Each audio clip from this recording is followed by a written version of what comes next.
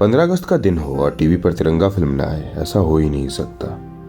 इस दिन सुबह से लेकर शाम तक किसी भी वक्त आप टीवी चैनल सफल करके देख लीजिए, आपको कहीं ना कहीं तिरंगा फिल्म टेलीकास्ट होती हुई नजर आ जाएगी।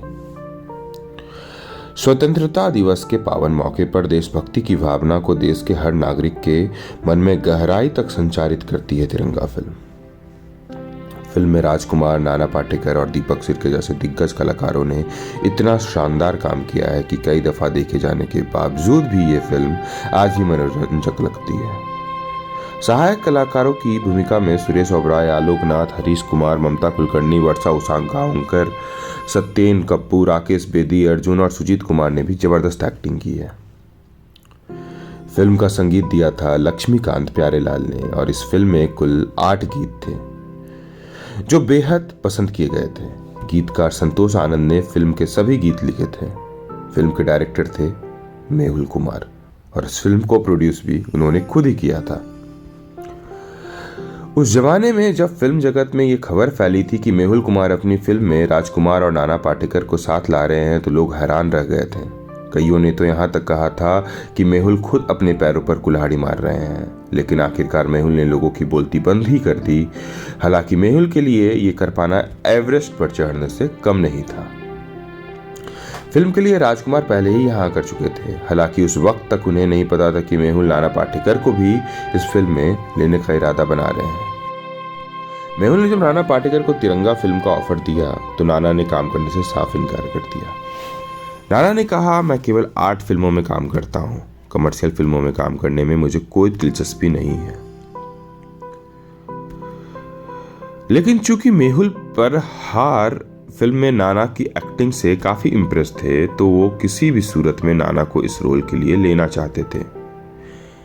यहाँ यह भी आपको बताना जरूरी है कि नाना से पहले मेहुल कुछ और बड़े स्टार्स के पास भी शिवाजी वागले का रोल लेकर गए थे, लेकिन राजकुमार की वजह से उन्होंने तिरंगा में काम करने से साफ इनकार कर दिया था। वे कलाकार कौन थे ये हम आपको आगे बताएंगे। फिलहाल नाना की कहानी पर वापस आते हैं।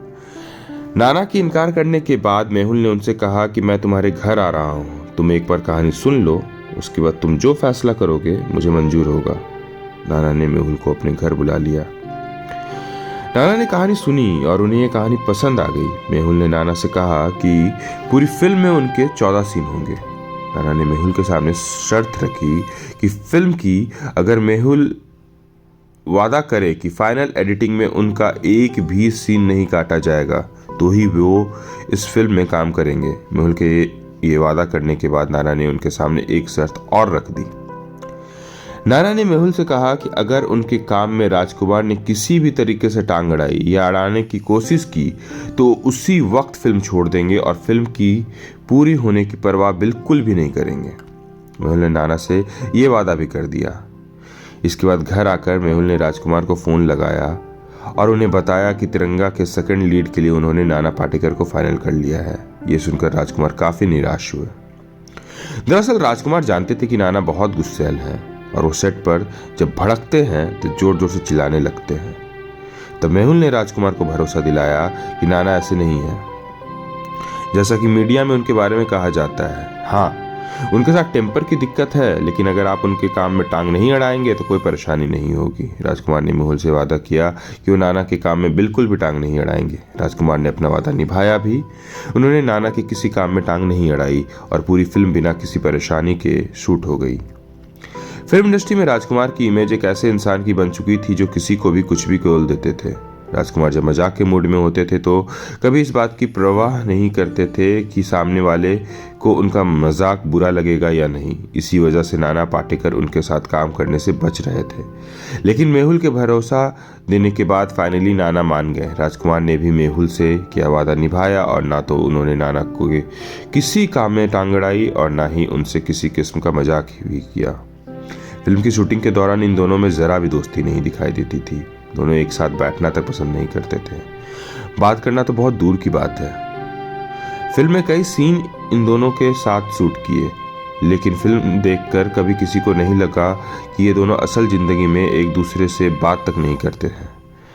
नाना पाटेकर तो अपना काम निपटा कर एकदम चुप बैठ जाते थे, जबकि राजकुमार अपने स्वभाव के मुताबिक फिल्म के दूसरे कलाकारों संग खूब मस्ती मजाक किया करते थे। राजकुमार का यह स्वभाव नाना पाटेकर को भी पसंद आने लगा था। शूटिंग के आखिरी दिनों में नाना पाटेकर राजकुमार के थोड़ा करीब आने लगे थे। राजकुमार को लेकर उनके दिल में जो गलतफहमियां थीं वो कम होने लगी थी। नाना पाटेकर को बदलता देख राजकुमार ने भी अपनी तरफ से और ज़्यादा बढ़िया रवैया करना शुरू कर दिया। वो अक्सर नाना के लिए अपना घर से टिफिन पैक करा कर लाते थे और फिर दोनों साथ में ही लंच किया करते थे। तिरंगा की शूटिंग के पहले दिन का किस्सा भी बड़ा अनोखा है। दरअसल तैयारियां पूरी होने के बाद मेहुल कुमार राजकुमार के आने का इंतजार कर रहे थे। तभी उन्होंने देखा कि कुछ लोगों ने एक बड़ी गाड़ी को चारों तरफ से घेर रखा है। थोड़ी देर बाद उन्होंने देखा कि लोगों की भीड़ अब जा चुकी है और उस गाड़ी में से राजकुमार निकल कर आ रहे हैं। वो कार एक टैक्सी थी। मेहुल ने राजकुमार से पूछा कि आप अपनी गाड़ी छोड़कर टैक्सी में क्यों आए। इस पर राजकुमार ने जवाब दिया कि मेरी गाड़ी खराब हो गई थी और मैं शूटिंग के पहले दिन देर से नहीं आना चाहता था, लोगों को बातें बनाने का मौका मिल जाता।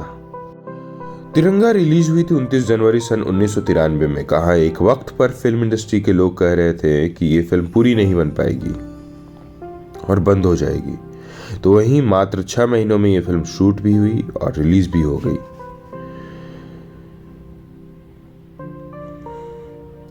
फिल्म को लोगों ने बहुत ज्यादा पसंद किया था और इस फिल्म के सभी शोज हाउसफुल चल रहे थे। लेकिन 12 मार्च 1993 मुंबई में 13 बॉम्ब ब्लास्ट में से एक ब्लास्ट दादर के प्लाजा सिनेमा में भी हुआ, जहां तिरंगा फिल्म का हाउसफुल शो चल रहा था। उस ब्लास्ट में सिनेमा हॉल में मौजूद 10 लोग मारे गए थे, जबकि 35 लोग घायल हुए थे। साल 2005 में रिलीज हुई अनुराग कश्यप की फिल्म ब्लैक फ्राइडे में प्लाजा सिनेमा में तिरंगा फिल्म के शो के दौरान हुए ब्लास्ट का भी जिक्र हुआ है। इस फिल्म में नवाजुद्दीन सिद्दीकी असगर के रोल में दिखाई दिए थे। दरअसल असगर वही शख्स था जिसे पुलिस ने प्लाजा सिनेमा में बॉम्ब ब्लास्ट करने का दोषी पाया था और 14 मार्च 1993 को उसे व उसके एक साथी को गिरफ्तार भी कर लिया था। फिर साल 2007 में इन दोनों को फांसी भी दे दी गई थी। तिरंगा का म्यूजिक भी बहुत ज़्यादा पसंद किया गया था। फिल्म का टाइटल ट्रैक मेरी जान तिरंगा आज भी बहुत ज़्यादा पसंद किया जाता है। वहीं इस फिल्म का राखी सॉन्ग भी रक्षाबंधन पर हमेशा आपको सुनाई दे जाएगा, जबकि फिल्म का सॉन्ग पीले पीले ओ मेरे राजा तो आज हर पार्टी में बजाया जाता है।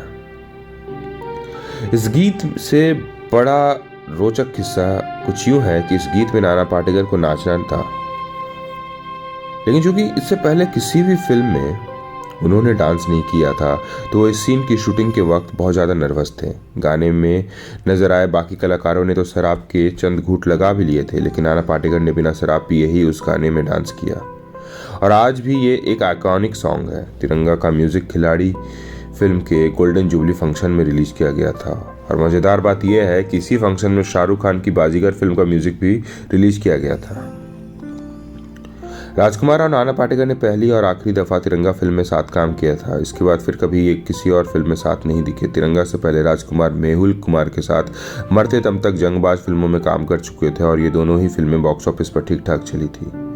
तिरंगा मेहुल और राजकुमार की भी आखिरी फिल्म थी। तिरंगा के बाद मेहुल ने नाना पाटेकर के साथ क्रांतिवीर और कोहराम फिल्म में काम किया था। इनमें से क्रांतिवीर ने तो बॉक्स ऑफिस पर जबरदस्त सफलता हासिल की थी, लेकिन कोहराम, जिसमें नाना के साथ अमिताभ बच्चन भी थे, बुरी तरह फ्लॉप हुई थी। फिल्म में ममता कुलकर्णी संध्या गुप्ता का रोल में नजर आई थी, जबकि पहले इस रोल के लिए एक्ट्रेस फरहीन को कास्ट किया गया था, लेकिन किन्हीं वजहों से फरहीन ने ये फिल्म छोड़ दी। ऐसे में ये फिल्म ममता कुलकर्णी को मिल गई थी। मजेदार बात यह है, डायरेक्टर प्रोड्यूसर मेहुल कुमार भी इस फिल्म में एक्टिंग करते नजर आए थे। मेहुल ने इस फिल्म में M.K. तिवारी नाम के म्युनिसिपल ऑफिसर का छोटा सा किरदार निभाया था। इंस्पेक्टर शिवाजी राव वागले के लिए मेहुल कुमार की पहली पसंद नाना पाटेकर नहीं थी। सबसे पहले मेहुल कुमार ने ये रोल रजनीकांत को ऑफर किया। मेहुल रजनीकांत को इस रोल के लिए इसलिए भी लेना चाहते थे क्योंकि उनका असली नाम शिवाजी राव ही है। रजनीकांत को भी तिरंगा फिल्म की स्क्रिप्ट बहुत पसंद आई थी, लेकिन चूंकि फिल्म में मेन लीड में राजकुमार थे तो रजनीकांत ने यह फिल्म साइन नहीं की। रजनीकांत के बाद ये रोल गया था नसरुद्दीन शाह के पास, लेकिन राजकुमार की वजह से उन्होंने भी ये रोल निभाने से मना कर दिया था। ऐसे ही अन्य खबरों के लिए हमारे चैनल को सब्सक्राइब करें, लाइक करें, शेयर करें। धन्यवाद। जय हिंद, जय भारत।